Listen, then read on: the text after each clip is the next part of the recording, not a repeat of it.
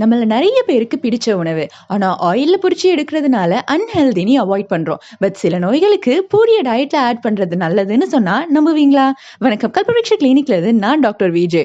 ஆயுர்வேதா நூட்கள்ல பூரின்னு டைரக்ட்டா சொல்லல. பட் எண்ணெயில பொரிச்ச ஒரு உணவுன்னு மென்ஷன் பண்ணியிருக்காங்க. இப்ப செய்றது போல கோதுமை ஆர் மைதா மாவு, palm oil, sunflower oil use பண்ணல. உளுந்த மாவுல உப்பு, இஞ்சி, பெருங்காயம் போட்டு பிசைஞ்சு பூரி தட்டி நல்லெண்ணெயில பொரிச்சு செஞ்சிருக்காங்க.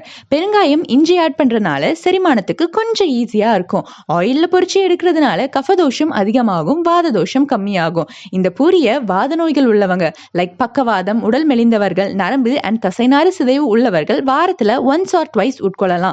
தோல் நோய்கள், லிவர் பிரச்சனை, கொலஸ்ட்ரால், செரிமான கோளாறு, சர்க்கரை நோய், உடல் பருமன் போன்ற கஃப நோய்கள் உள்ளவங்க இதை கண்டிப்பா அவாய்ட் பண்ணணும். இது போல மேலும் டிப்ஸ் தெரிஞ்சுக்க நம்ம சேனலை சப்ஸ்கிரைப் பண்ணிக்கோங்க. நம்ம கல்பவருஷ கிளினிக்ல கன்சல்டேஷன், ஆயுர்வேத மெடிசன், கேரள பஞ்சகர்ம ட்ரீட்மெண்ட் வேணும்னு நினைச்சீங்கன்னா கீழே ஸ்கிரீன்ல தெரியுற நம்பருக்கு கால் பண்ணி ப்ரீ புக் பண்ணுங்க.